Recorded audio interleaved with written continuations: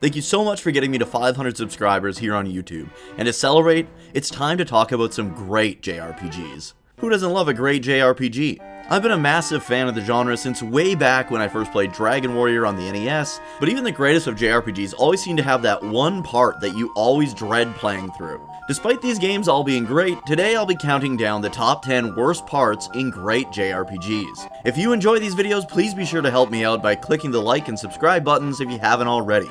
And be sure to ring that bell and turn notifications to all so you won't miss a video. These rankings are determined by how bad the segment is in comparison to how good the JRPG is. So sit back and relax while we talk about the worst parts from our favorite JRPGs. Number 10.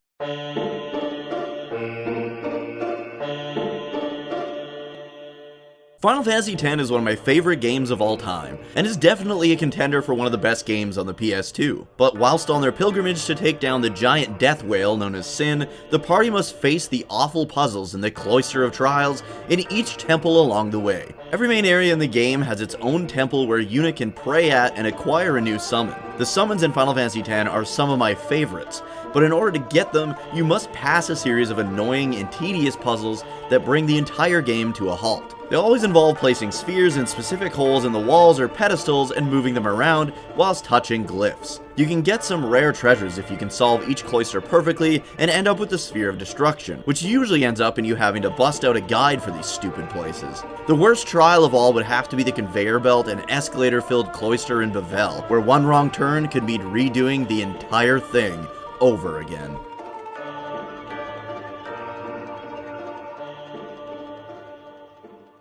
Number 9.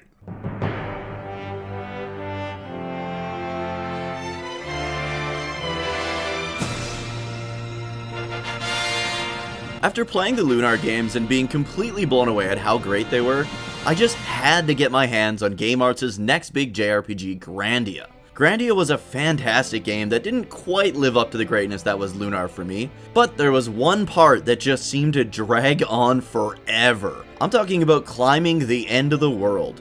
The end of the world, despite sounding like this crazy epic place, is literally just a giant ass wall that seems to take 3 freaking hours to climb. The entire first half of the game is spent slowly working your way towards the end of the world, so when you finally get there, you're expecting it to be this cool endgame-like place. But no, it's just a giant stone wall with random switches and platforms that take you wherever the heck they feel like taking you. There's a ton of treasure on this wall, but most of it is found by accidentally triggering switches or walking down areas that look exactly like the last 5 areas you just traversed. For being a bit of a maze where every floor looks the same as the previous, and never really being sure on if you're going the right way or not, the end of the world from Grandia was able to clinch the number 9 spot on the list.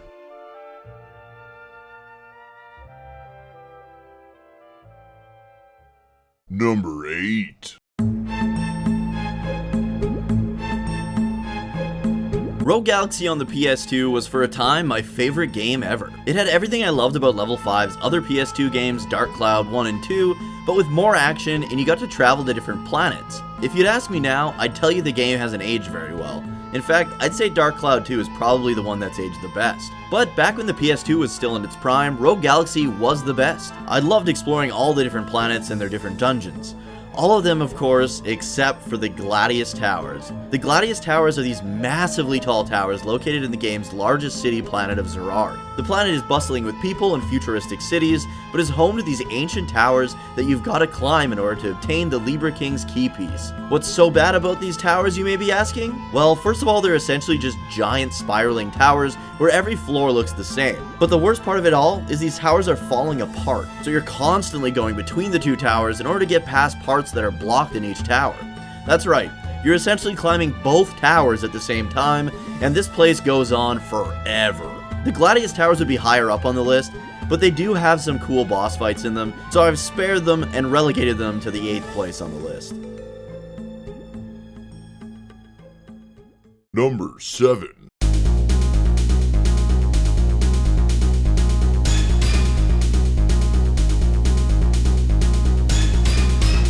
Final Fantasy VIII was the game that got me back into JRPGs when it first came out, so I've got a lot of love for this game that most people do not. Despite a lot of people disliking this game, if you ask most people, they will admit that the entirety of the first disc is really well done. The pacing and story are great, and the missions you get sent on are exciting and action-packed, but it's right here in the D District Desert Prison on disc 2 where the whole game falls apart. Don't get me wrong, I love everything after the Garden War starts in this game, but the D District Prison has you waking up after a horrifying series of events where the main character Squall fails in his attempt to assassinate the sorceress and gets speared through the chest by her powerful ice magic. Next thing you know, the entire party is locked up in a spiraling prison without any of their weapons, while Cypher is taking his BDSM kink out on his rival Squall. Yeah, baby, you like that? In order to escape this awful place, you must first head upstairs alone as Zell because his weapons are his fists. Once you get your party their weapons back, it's time to run all the way to the bottom and all the way to the top of this copy and paste prison. Seeing a trend in these annoying parts yet? Is there anything more frustrating than when a game doesn't respect your time at all by making you run in circles for hours on end? D District Prison is 12 floors that are just a giant circle with a wall blocking the stairs on most floors, so you gotta run in the same copy and pasted circle to get all the way to the bottom, and then all the way to the top, and then all the way to the bottom again if you want to get all the loot before making your escape. For being the most mundane way to put a stop in a game's pacing, the D District Prison from Final Fantasy VIII lands in the number 7 position.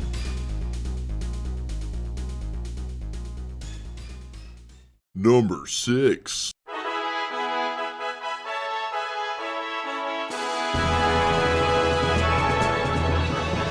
Skies of Arcadia isn't just one of the best JRPGs on the Dreamcast, it's one of the best Dreamcast games, period. But there is one part that absolutely drives me nuts, and that is when you have to cross the South Ocean. In order to get to the lands of Ixtaka, you gotta fly your airship through the treacherous wind tunnel that is the South Ocean. This place is constantly blowing you backwards, so you gotta either cut angles in order to make a bit more progress, or force your way directly into its powerful winds.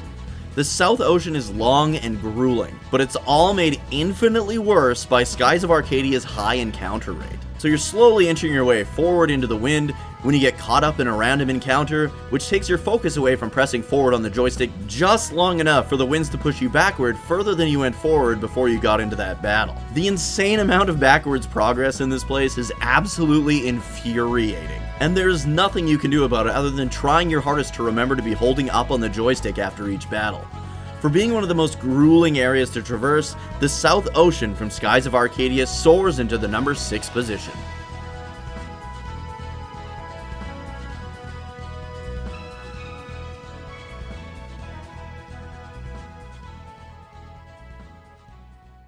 Number 5.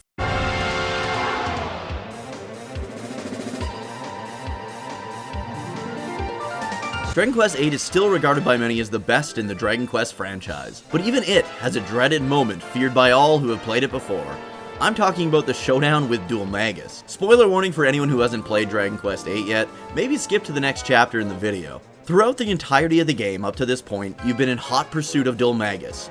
Dual Magus stole a powerful scepter that gave him incredible powers, which he used to destroy the kingdom of Trodain, where the hero was a castle guard and King Trode and Princess Medea ruled. On your quest to avenge your kingdom, you faced multiple boss fights, but none can even compare to the brick wall that is Dual Magus. This boss fight is a huge step up in difficulty that most people struggle with on their first playthroughs. Heck, even when I streamed it, I'd played through the game multiple times beforehand and just barely scratched by with a lucky shot. Dual Magus has all the final boss tricks up his sleeve, but the worst part of all is after you beat him and find out your journey is just beginning. All that effort put into that terrifying boss fight, only to learn that Dual Magus was just a pawn being controlled by the evil Lord Rapthorn when he stole his staff, locks the Dual Magus boss fight at number 5.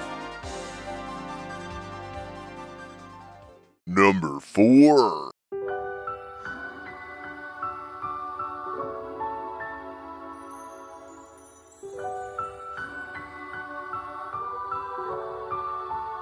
Much like the first game, Xenoblade Chronicles 2 is a great open-world JRPG that does a fantastic job of rewarding exploration. And I love exploring these massive worlds. Even the dungeons of Xenoblade 2 have a lot of exploring and treasure to be had, but there's one place that is a twisted, winding cave from hell. That place is the Spirit Crucible Elpis. This place is a fucking nightmare for so many reasons, I don't even know where to start. First of all, there's a lack of ether in the air here, which means you can't use any of your blades. For those of you who have never played this game, the blades are basically your companions who deal the most damage and give you your weapons. The only blade who can be used here is the cringy and annoying artificial blade Poppy, who is made by the incredibly cringy and annoying character Tora. So now you're stuck with these two losers. What else could go wrong? Well, one of the biggest flaws in Xenoblade 2 is the fact that you need to have specific skills on specific blades in order to progress through certain areas. And every once in a while, these are required to progress the main story. Did I mention how most of the blades are acquired by getting random cubes that you then open gashapon style to receive a completely random blade that may or may not have any of the field skills needed to progress the game? How about the fact that you need to level up and do specific little side objectives in order to even attain these field skills on this specific blade that you may or may not have gotten through RNG. This bullshit, on top of the fact that this place is a winding, twisting maze of webs and janky platforming that seems to last an eternity, make the Spirit Crucible Elpis an easy place to lock in at the number 4 spot on the list. It truly brings the worst parts of this game together all in one frustrating location. Number 3.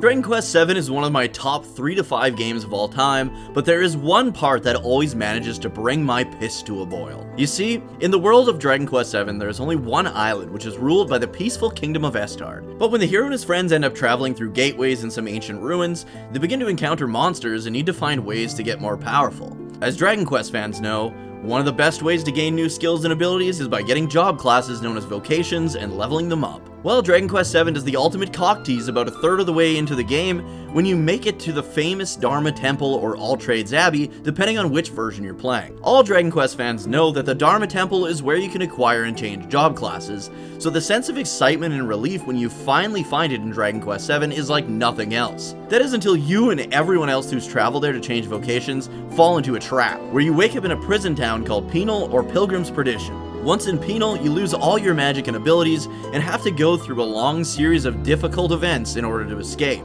The place is run by criminals and thieves, and everyone here wants to beat everyone else's ass to try and prove themselves. There's also the Soul Blade, which is a sword that once you end someone with it, their soul gets taken so that they can never pass on, and it's rumored that this Soul Blade is the only way to gain enough power to escape the place. So people are dying left, right, and center to the Soul Blade, and you've got to sneak around and solve some mysteries and puzzles in order to finally get your powers back, so you can stand a chance against some of the enemies around here and attempt to make your daring escape. Penal is an absolute slog in an otherwise incredible game that ends off with a series of boss-like arena encounters in order to escape. All this on top of the fact that you've recently lost your most powerful character make Penal one of the worst parts to get through. But getting through it is extremely worth your time, which is why it's held back a bit at the number 3 spot on the list.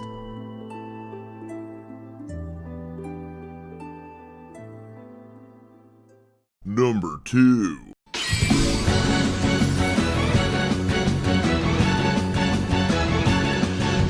Now we're getting to parts that made me straight up rage quit some otherwise fantastic JRPGs. Starting with The Loop from Bravely Default.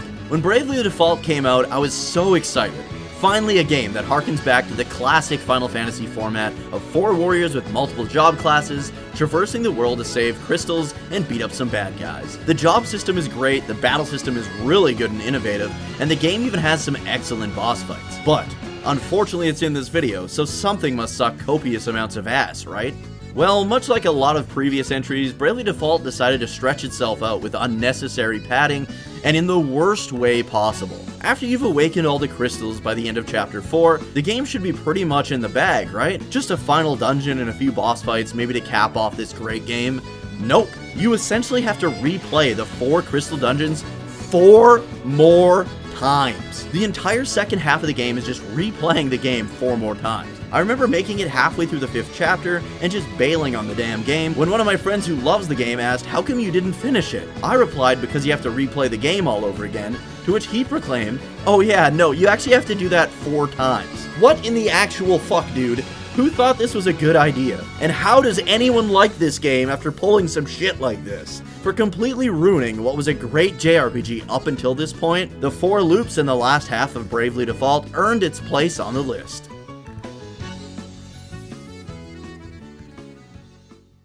Number 1.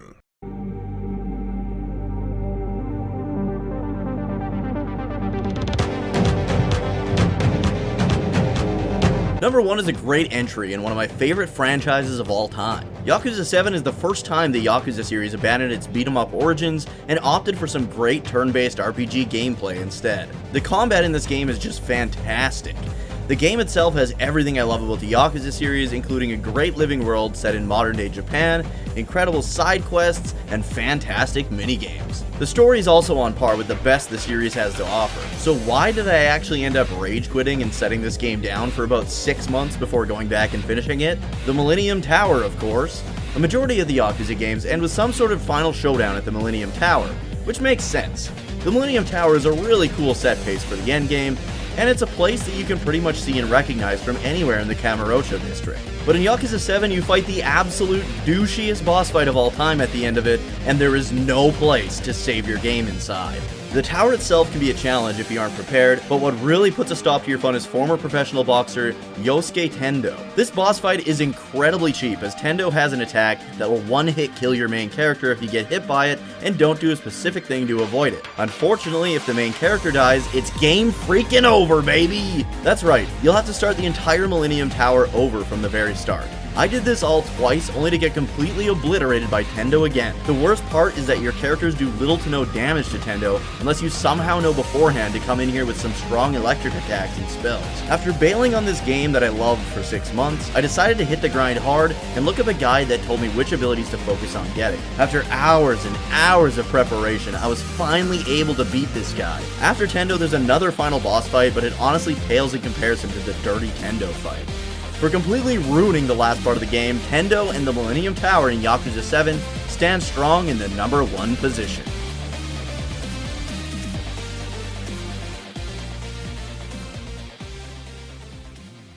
Thank you guys for watching. I do have a couple honorable mentions that I'd like to talk about, but first I'd like to let you know I stream up to 3 nights per week on Twitch at twitch.tv/Dookie03. Currently my buddy Fates and I have been playing through Dragon Quest IX co-op, so come check it out and hang out with us live if you can. The first honorable mention I'd like to talk about is that pesky desert from Breath of Fire 3. Anyone who's played this game knows exactly what I'm talking about. You're given this vague-ass guide by your companions on how to navigate this mess, but it always ends up taking forever to get across. Even if you're going in the perfect direction, you'll be constantly second-guessing yourself because of how long it takes to get through it. Last but not least, I need to mention the Cave to Roan from Dragon Quest II.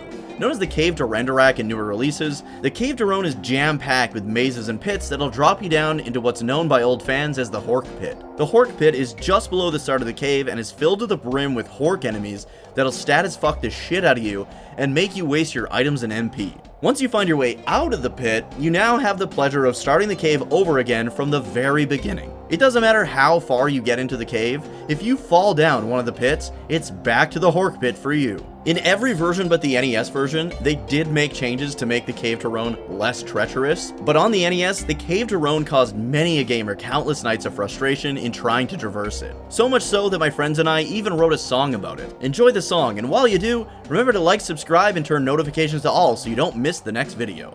Thanks again for getting me to 500 subscribers. It means a lot, guys.